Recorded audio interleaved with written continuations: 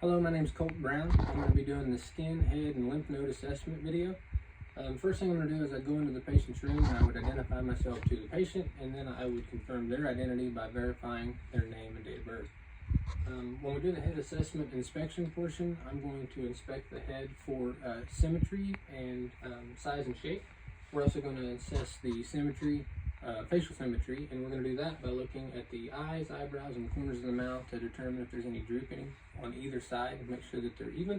If there is any drooping, this could possibly say that they've had a stroke or problems with cranial nerve 7.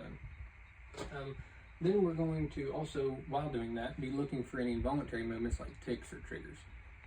When we go to the palpation part, we would do hand hygiene and put on gloves. We would come in using the fingertips, and we're going to palpate the whole scalp all the way to the back, and we're feeling for any tenderness, pain, irregularities, anything like that.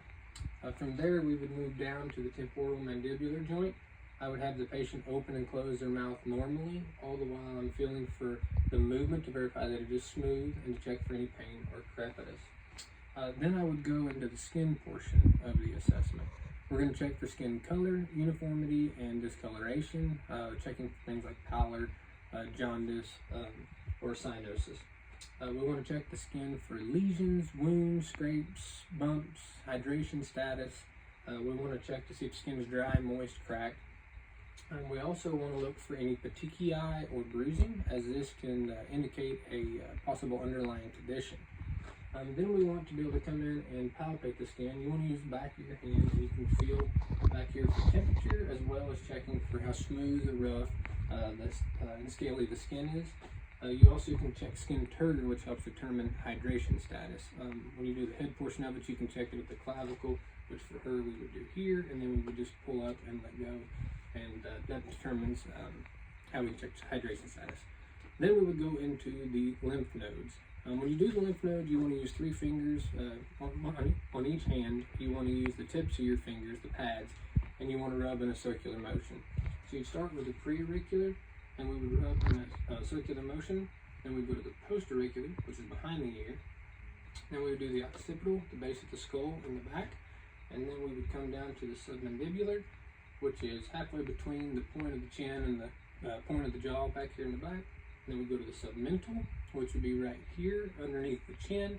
And then we could do the superficial cervical. And then we would do the cervical, deep cervical chain, and we would go all the way down in a circular motion feeling. And then the post-circular is back in the back, and we would feel in circles. Now, when it comes to the lymph nodes, you want them normally to be soft, non-tender, and mobile. If they are hard, not mobile, and they are tender, that could be a possible indication of inflammation or an infection or a possible malignancy. So now that we've done all this assessment on this patient, the findings would be normocephalic, no deformities noted, facial symmetry is intact, and there was no tenderness at TMJ. Skin was worn, dry, and intact. There was no lesions, rashes, or discoloration noted. Turgor was normal. The lymph nodes are non-tender, soft, and mobile. And that concludes the assessment for the head, skin, and lymph node.